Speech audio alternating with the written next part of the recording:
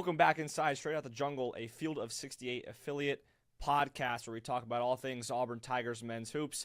And we're here to talk about a win for the first time in a few episodes. The Auburn Tigers took down the Kentucky Wildcats 75-74 inside Neville Arena Saturday evening in a game that I think, Rhett, saved their season and put it back on track. Yeah, it did. I mean, this was a win that you felt like the last few had been must-win, and this really was. And it was must-win against a good team, but you get back at home, and Stephen Pearl said, you lose this, you're probably on the bubble, and you don't have a lot more opportunities. This was one where Auburn, we've talked about it all season, the SEC is full of opportunities. Auburn got an opportunity, almost blew it, but, man, they really took advantage, a huge win. Shout out to Elijah Freeman for putback of the year. I mean, that's the biggest bucket Auburn has had all season. Oh, 1,000%. Like you mentioned, the opportunities in the SEC, this was the big one. Like you said, there aren't many to come, and we'll talk about it later. There's obviously Bama at the end of the year, but this is the one that you need the committee to have on your resume as a win. And yeah, Elijah Freeman, big putback, and I love it for him because he's such an athletic player, and I feel like does a lot of little things right. Doesn't score a ton, but he's just a guy who I think it's really cool to see that jump he made from the level he was previously playing at up to SEC D1 basketball, and to see him have that success and to know that we'll probably have him for a few more years if he stays here is awesome to see as well. Yeah, he reminds me a lot of a freshman or sophomore year Jalen Williams. Yeah. Super athletic guy who you see flashes, and when the confidence is there, like he can go for 20. I think next season or maybe 2 years down the line, he's a guy who's your number one or number two type scorer. Yeah. Still got to see the game evolve a little bit, but man, I really like what he brings, and he has a mentality. We were talking earlier in the season about how on this roster you really only feel like KO and Murph feel like the traditional Bruce Pearl Auburn basketball guys. I think Elijah Freeman is starting to show that he fits into that. I really like his game. He wasn't efficient against Kentucky, but he scored when he needed to, and absolutely, like we said, got the biggest bucket of the year for the Tigers. Yeah. But obviously, the story of this game is Keyshawn Murphy, Garrick. Yeah, Murph. Wow, what a game. 25 points on 9 of 14. Maybe the biggest three that any Auburn Tiger has hit all season. At that moment in the game, I thought that was like needed. I was like, all right, nail the coffin, but like, I thought it was. I was felt like a dagger. I think at that moment that was like, bang, there's the kill shot, and they were begging Murph to take it, and he hit it, right in their face, which it's got to be such a satisfying moment for him. And so I think for him to hit that three, and then for Auburn to throw it away, or that three, that lead away. And then to come back and still win it, really happy for Murph because he has been on an absolute tear recently. 6 of 6 from the free throw line as well. I think something that might go unnoticed. Mm-hmm. He's a really solid free throw shooter. I love to pull up his splits, but yeah, double-double, 10 boards as well, 2 blocks in only 24 minutes. So it's not like he played an insanely large volume. I mean, he is getting this done, and you're averaging more points than he has minutes. So Murph, huge game, and he's had a few, right? Let's talk, Garrick, before we get into more breakdown of individual games, and Otega Owe obviously had a great game, and Auburn continues to struggle with lead guards, but Auburn did not close against Mississippi State. They did everything right in the second half until 2 minutes left in the game, and they couldn't close, and it looked like it might be a repeat of that against Kentucky. Yeah. And really, I struggle to give them credit for closing. You got a foul call that I think was the correct call, but certainly a controversial call on Colin Chandler, and then, man, I mean, you feel like you got away with one. And Auburn, obviously, we are excited about the win. I mean, it felt cathartic to watch. I was in New York. You were at this game. It felt amazing to see Auburn win a close game after everything. I didn't know what to do. I was prepared to just be upset for the rest of the evening. Well, I think it's like, there's this narrative that goes around Auburn being Auburn in terms of, they're chokers, I guess, for like lack of a better word. But I think that's such a false narrative. And sure, Auburn has lost its fair share of close games, and it's hard being an Auburn fan, not in basketball necessarily, but across sports. But across sports, Auburn has just had some devastating losses in seasons, and so this wasn't the biggest win Auburn basketball has ever had. It's not even close. At all, no. But it just feels great. It's a very important one this season. For the Auburn family, I'm sure it feels great for them to get it. And we saw after the game just the emotions, I think, from Stephen Pearl. I've seen him show some emotion, And that was maybe the most emotion I've seen him show all season. After the game, celebrating with Elijah. And you're right, back to your point. We didn't get to talk about the Mississippi State game because you were in New York, so we didn't have an episode on that. But that Auburn had a 7-point lead with under 4 to go and scored 5 points the rest of the way to Mississippi State's 18.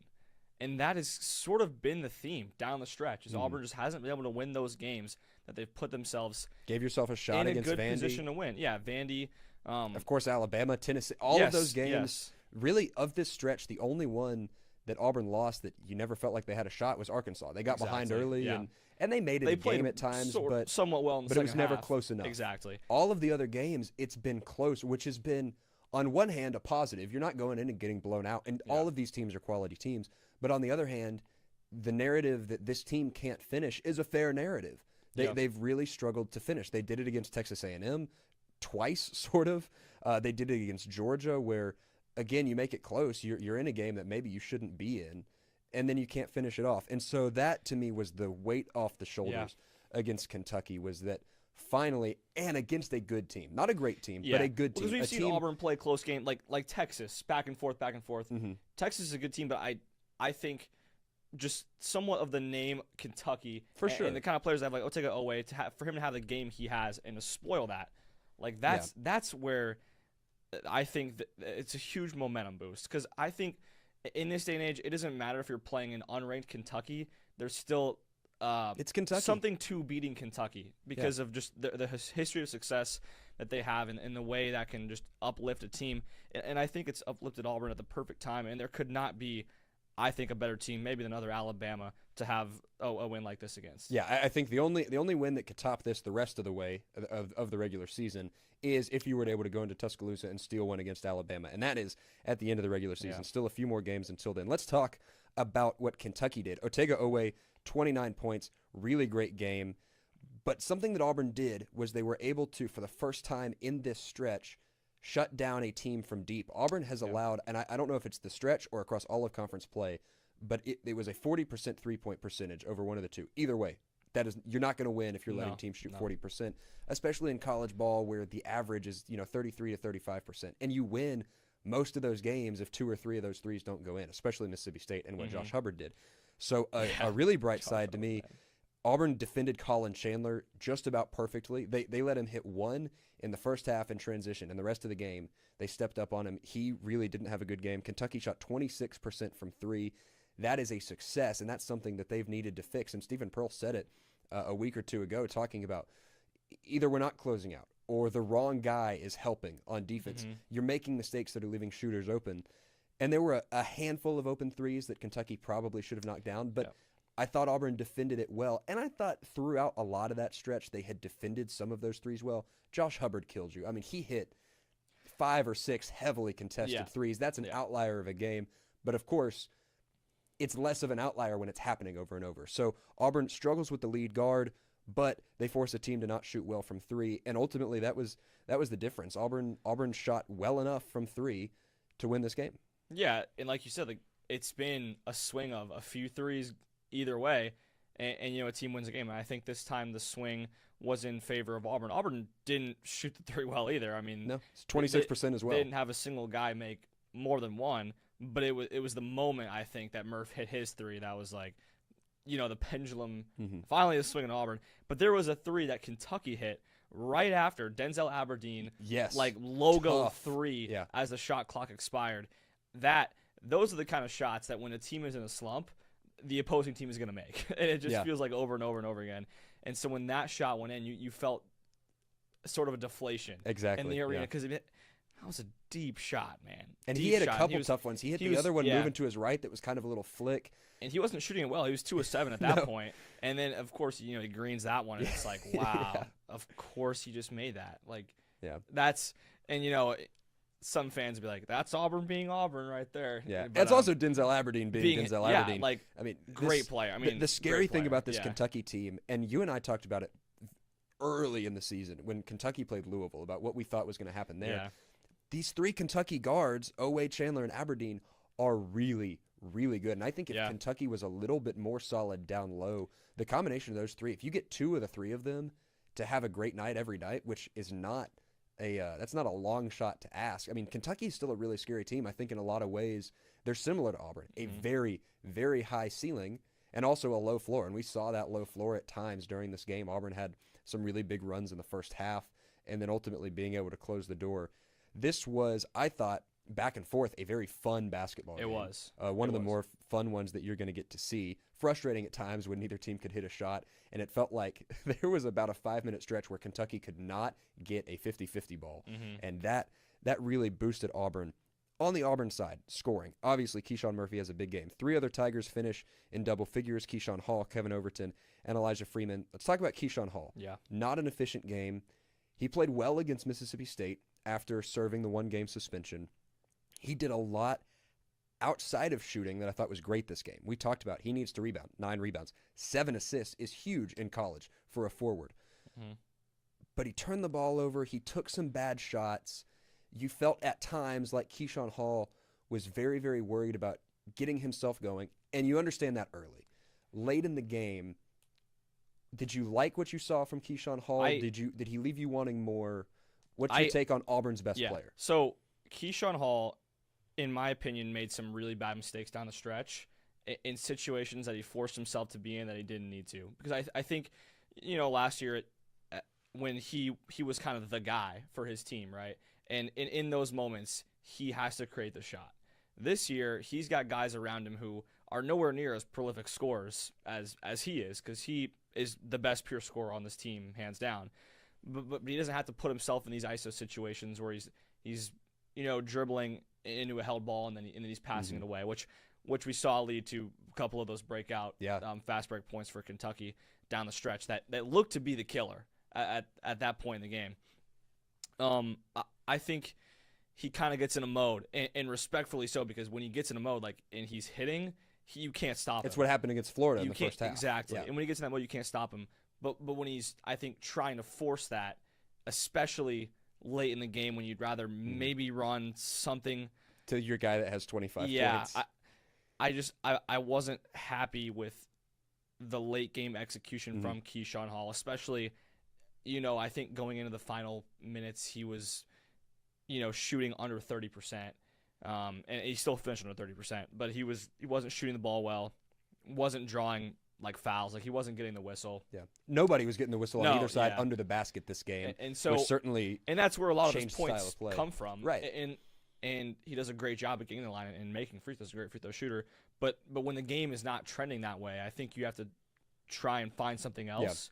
Yeah. And it was maybe the most unorthodox game winner I've ever seen in my life. Very similar to Iowa State last year that Janai Broom tipped in, but except this one took 2. Yeah, the offensive set was kind of just ruined from the start. It felt like KO got it, right elbow, right wing. It felt like there was a chance for a reach in for Kentucky, and then he gets a shot up. Great block, by the way. Really good block, and fortunately fell to Murph, who missed a sitter.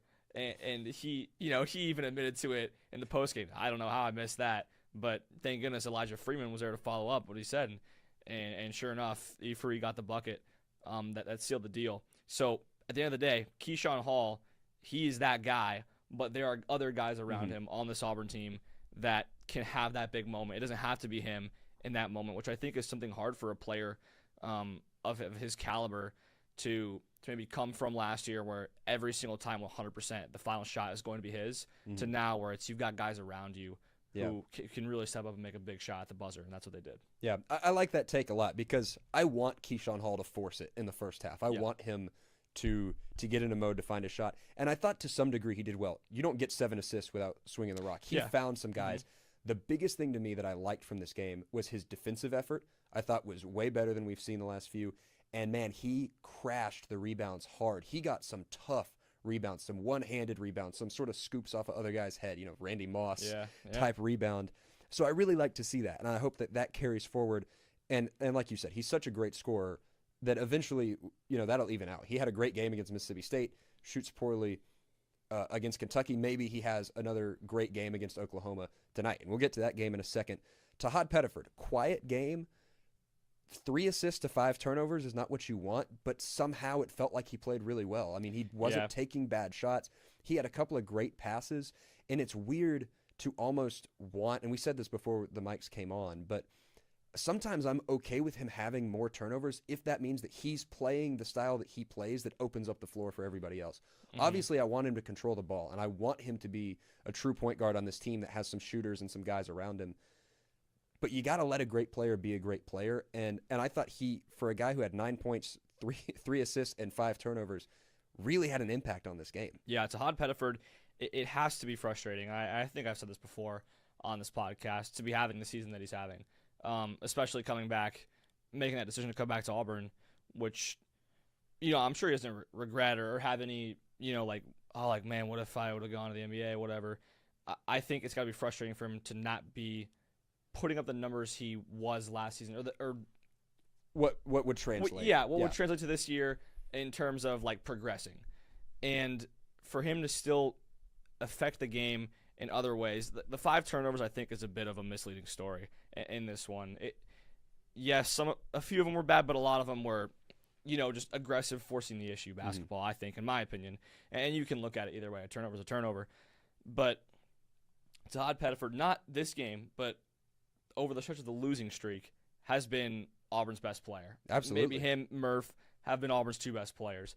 And for him to have that confidence and to keep playing well in the midst of one of the worst losing streaks that Auburn has had during this successful era, I think that tells you that he's still the guy. He's your point guard.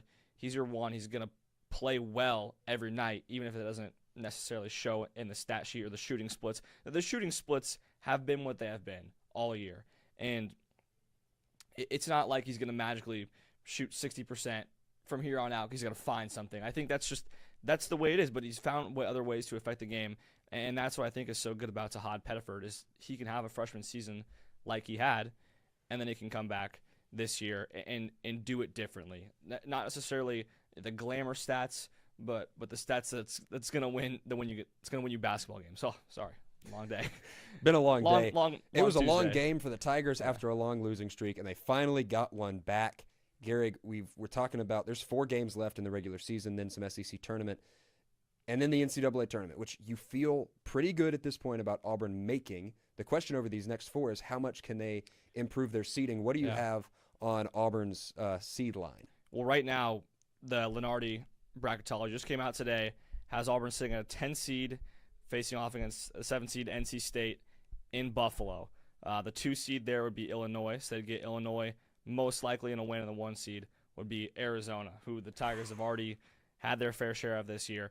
I think there's not a ton of room, honestly, at this point, for Auburn to improve their seed with Oklahoma, which will be a quad 1 tonight. Yeah. If they win, it might no longer be a quad 1. Oklahoma might drop out. Yeah.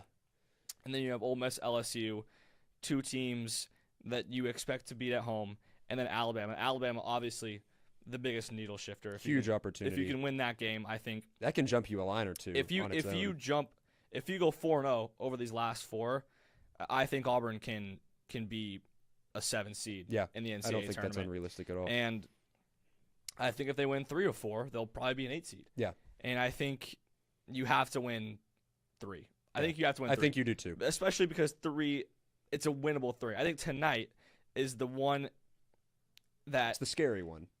Arguably more important than Alabama for me. Yeah, because if Bama goes either way, it's Bama. Yeah, you can afford to lose against a really good team. But Oklahoma, you can't have it with Oklahoma. I'll do that. They are a good team. It's not like, oh man, you just lost to Oklahoma, like that's terrible. Oklahoma is a good team. They picked up some good wins over the course of SEC play. They've also picked up some really bad losses. Yeah, and so it's a team on the road. This would be just a big win, I think, for Auburn. And then those Ole Miss, LSU, 2 teams that Auburn should beat. And Auburn has lost to teams they should beat this year. But 2 games coming home, I think the ones you want to look at for Auburn, Oklahoma and Bama, those are the 2 that can do the most for your NCAA tournament hopes. And then obviously you want to get a few in Nashville, 1 or 2. I think would be huge as well. Well, the Tigers head to Norman. They take on the Sooners tonight. That is Tuesday, February 24th at 8 p.m. That game is away, so we will not have any live coverage. But tomorrow, we should have a recap of that game and a further look ahead at the rest of Auburn's season. Thank you for listening.